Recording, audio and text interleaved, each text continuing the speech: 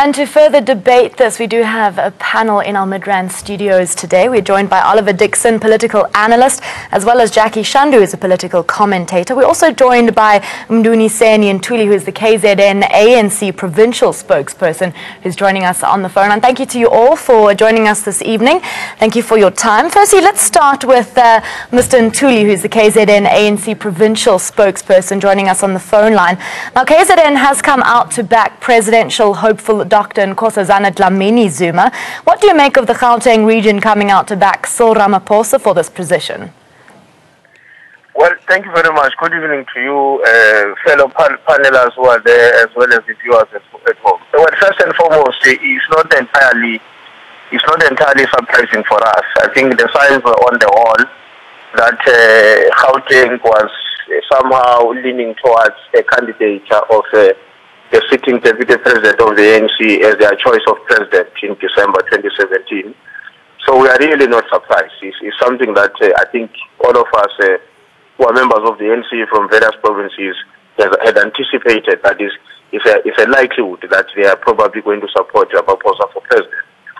But it doesn't detract from the fact that the National Conference of the ANC remains largely a conference of the ANC branches, of course, who are guided by their provincial and regional executive committees in terms of the perspective that must be a product of the National Conference. We had always entertained the hope as the ANC in KwaZulu-Natal that there was a possibility, as we're going around engaging provinces, that there was a possibility for us to find each other, at least with the Gauteng province, because we now have a history of about 2, if not 3 conferences, national conferences, where we have not been on the same side in terms of the perspective on who should constitute the most senior leadership of the ANC between ourselves and Gauteng. But now that they've gone out in this way, and clearly their determination is that the sitting deputy president should become the president of the ANC, I think all these matters are now going to be left into the hands of the branch members of the ANC, who have started convening their meetings and whose voice is going to be the supreme in terms of determining the real leadership that must lead the current phase of the National Democratic Revolution. Mr. Dixon, obviously Mr. Ntuli said this came not as a surprise. How about you? Did this come as a surprise for you? And also, Gauteng's ANC Executive Committee has obviously chosen Cyril Ramaphosa as its only candidate for party president. But then it goes on to list a couple of names for the position of national office bearers. What is your take on this?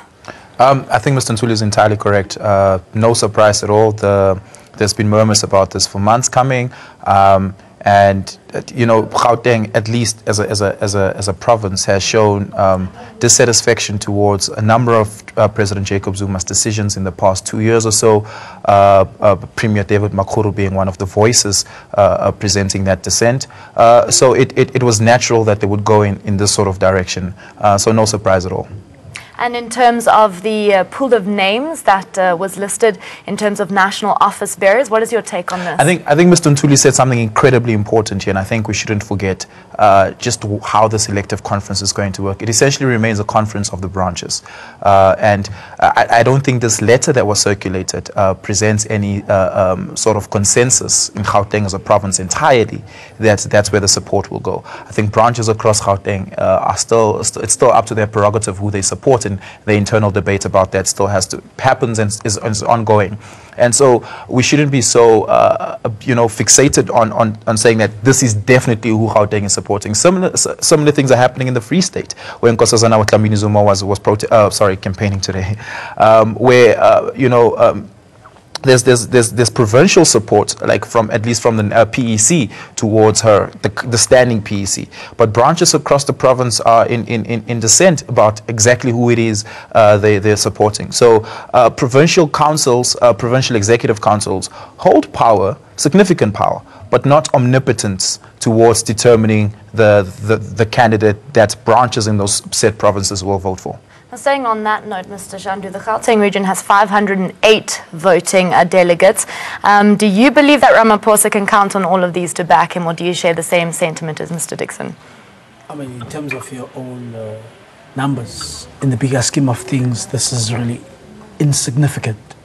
with Gauteng coming in with 500 And eight. odd numbers. Yeah, but I mean, beyond that, I mean, it's really surprising because to a large degree, Gauteng is supposed to be some microcosm of the national socio-economic sort of,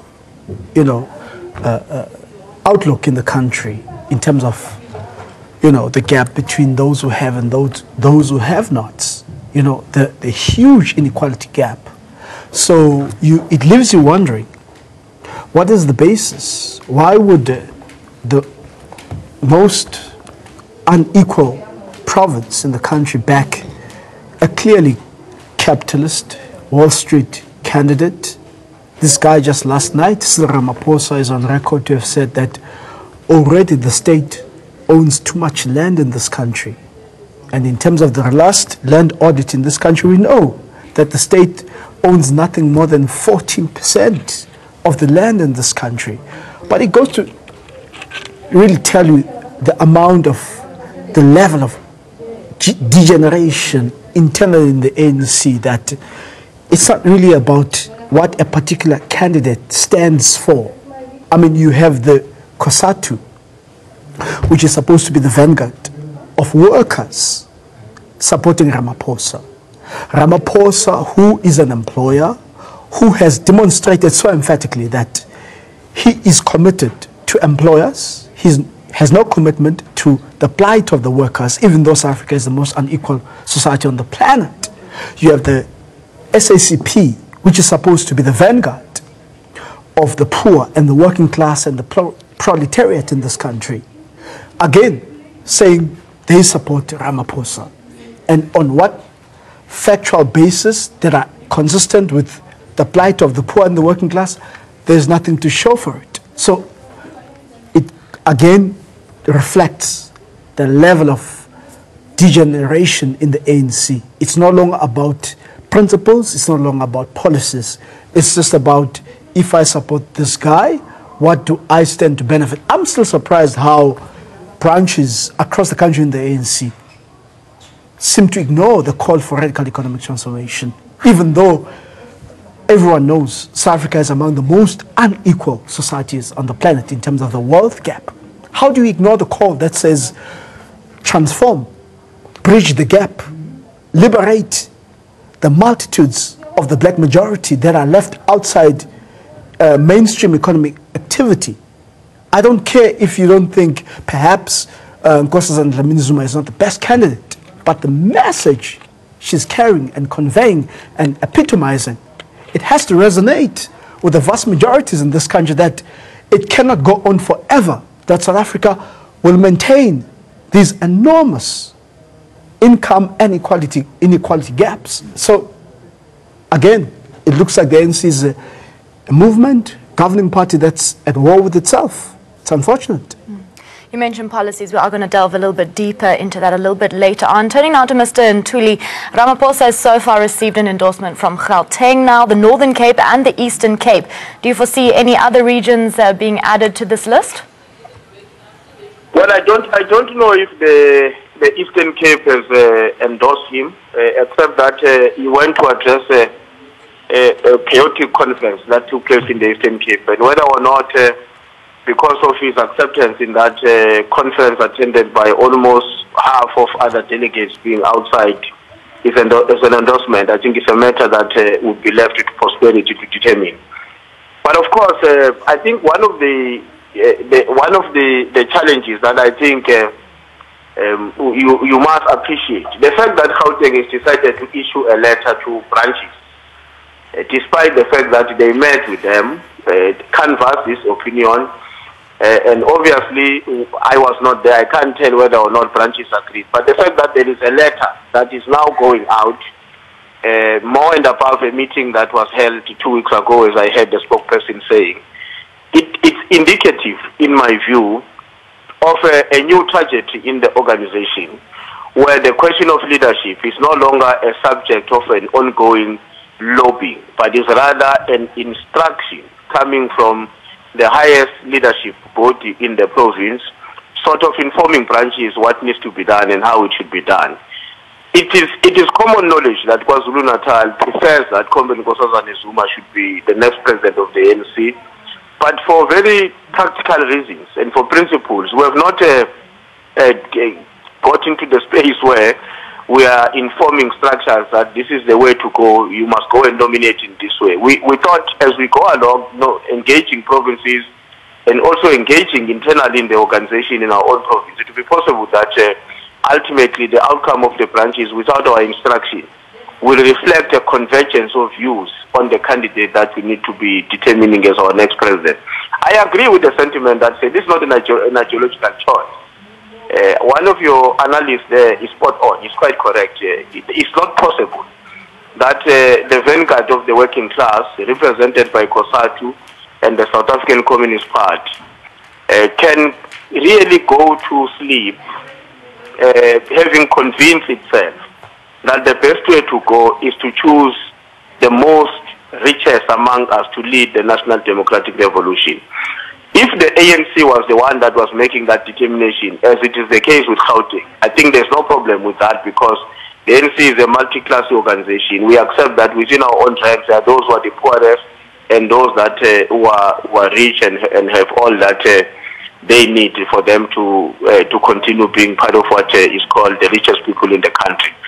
But for it coming from the left perspective, I think I agree with the sentiment of your analysis that it's devoid of ideological support on the part of what the vanguard of the working class would actually be advocating for in the normal society. Mr. Ntuli, we're going to have to pause you there as we just go through this next story, but we would like you to stay on the line as we continue a debate regarding Ramaphosa, who has released his manifesto. The Cyril Ramaphosa campaign for CR17 have come out with their manifesto for the December elective conference. The manifesto focuses mainly on the economy and anti-corruption measures. It talks of accelerating the process of meaningful radical economic transformation, which goes beyond slogans and rhetoric. It talks of making the ownership of the economy less concentrated and opening up of space for new entrants into the market. The manifesto talks tough on corruption. It says we must end state capture and a judicial commission of inquiry needs to be established with urgency, and law enforcement agencies such as the Hawks need to move quickly to investigate and prosecute all those who have committed crimes. But the manifesto is ambiguous on the issue of radical economic transformation. It does not provide any clear roadmap to achieve radical economic transformation. The manifesto employs language of broad agreements, which is contradictory to radical changes. The issue of land expropriation finds no mention in the manifesto. It is also silent on tackling the monopolies in various sectors of the economy. On the issue of free education, the manifesto speaks of only promises affordable education for the poor. It does not speak of free education.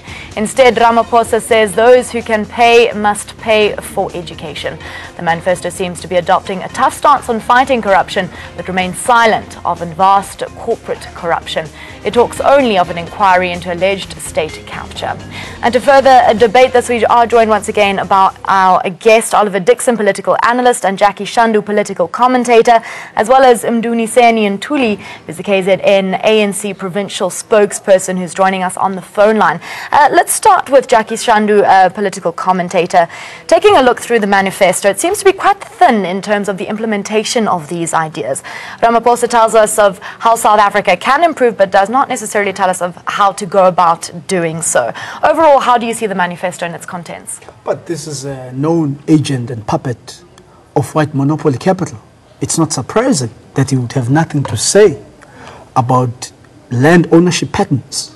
It's not surprising that he would have nothing to say about economic interventions to bridge the gap, to break up monopoly industries in the mining sector, where he himself is active, in manufacturing, in construction, across the board. He's got nothing to say. This is a guy who subscribes to the Washington consensus outlook. So there's nothing, Cyril has nothing to offer in terms of how do we take South Africa today from an economy that's largely owned, controlled by the white minority of local and international global capital. He's got nothing to say because those are the people that propped him up.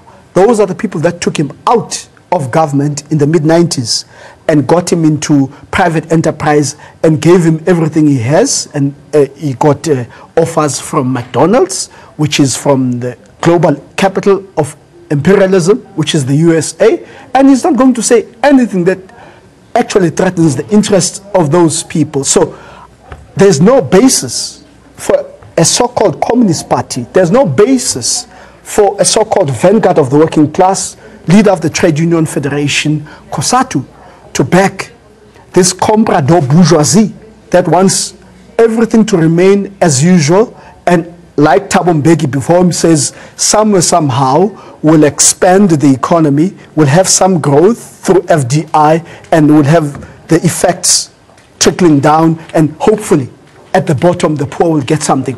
That's not what South Africa needs. South Africa is among the most unequal societies on the planet.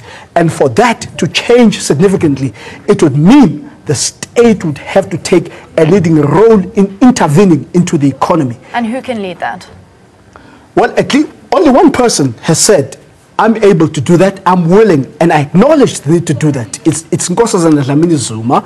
I mean, Zolim Kiza himself has had nothing to say about the economic interventions to shift South Africa from a modern colony owned by white settlers and global white capitalist economy.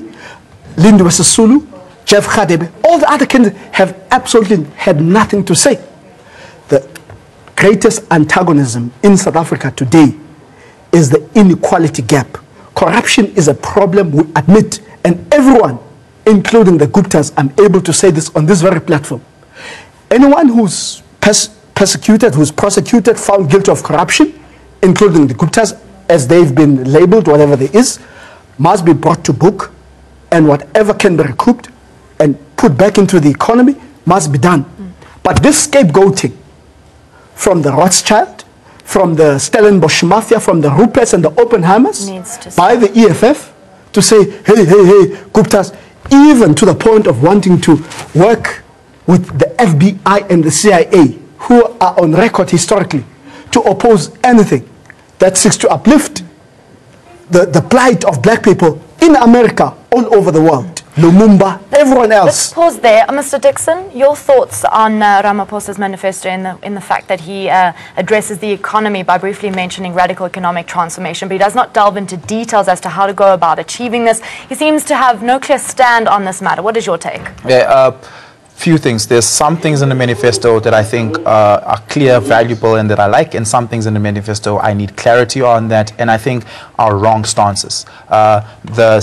His position on no free education is a completely wrong stance, and will lose him a significant amount of support, especially from young voters. Why is that particularly important? If Cyril Ramaphosa wins the elective conference in December, he still has a 2019 campaign to run. And here are the numbers. More than 80% of our electorate in 2019 are going to be under the age of 35. A significant number of those are going to be, people who can't get into universities, unemployed graduates, and just unemployed youth altogether. If your position on no free education, if your position is no free education and speak of affordable education, that's 80% of the electorate you are likely to lose. So he needs to change that position if he's serious about winning the vote of young people. However, his position on corruption, I think, is the most clearest that I've seen so far. But what about corporate corruption? Yeah, and that's the position I want to speak about. About a month or two ago, Cyril Ramaphosa addressed the Competitions Commission at the annual awards that was granting awards to people of good corporate governance and so forth, right? And there he spoke clearly about how white businesses, especially multinational corporations, are suffocating black businesses in South Africa. The Competitions Commission has been doing a significant amount of work towards unraveling that. Fines have been handed out to multi-choice, fines have been handed out to corporate syndicates that perform price fixing and those sort of things. And Cyril Ramaphosa understands understands completely how the economy is currently structured, where multinational corporations behave uncompetitively, is suffocating black business. So I think that's the much clearer position on just how to allow black businesses to compete equally, at least equally, not equitably, but equally. And that's one position clearer than any other candidate. I think largely on the issue of radical economic transformation, to be honest, I need much clearer accounts for what they think radical economic transformation is, from the Cyril Ramaphosa camp, from the Dr. Zweli Mkhize camp, from all the camps, including Nkosazana Dlamini Zuma. At least we know Nkosazana Dlamini Zuma, speaking of land expropriation, we need clarity on whether that's expropriation without compensation or if compensation is excluded, because that also principally determines quite a lot. We need to look at, and specifically with regards to the Gauteng endorsement behind the backing, behind the drop of this manifesto. Gauteng is a unique province in South Africa. Really? It's unique in the sense that it, one, attracts a lot of foreign labor, and that foreign labor, the economy is unsure on whether it can sustain. So Jack is right, it's an unequal province. It's a province that has high levels of unemployment, a province that has a high level of squalor. You just need to drive through Yeovil and Hillbrow to know exactly what it is we're talking about. You just need to drive from Sandton to Alex to know exactly what it is we're talking about. So Gauteng needs special sort of attention. You touched on land expropriation, which in the manifesto, there was no touch on it at all. So I want to turn to Mr. Ntuli and ask, why was this omitted from this manifesto? Well, in the first place, I really don't know whether this is really a manifesto of the Deputy President of the African National Congress. But if for a second I were to assume that this is his own manifesto, I think, let me, before I comment on the content, deal with the style of leadership. In the African National Congress and the revolution that we're pursuing, we do not personalize, there's no personification of the task of the revolution. The task of the revolution are left to the revolutionary organization teaming and assign leadership to implement the program which is going to help us move further to advance the project of social transformation.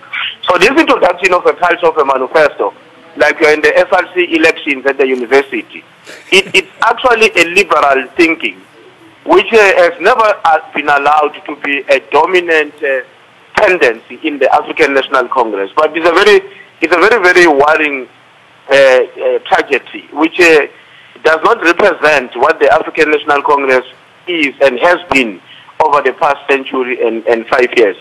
But then to deal with matters of content, I think it's going to be important that in advancing any perspective going to a national conference, nobody must detract from the fundamental tenets of our resolutions, which at the heart of which is the radical approach as we enter into the second phase of our transition.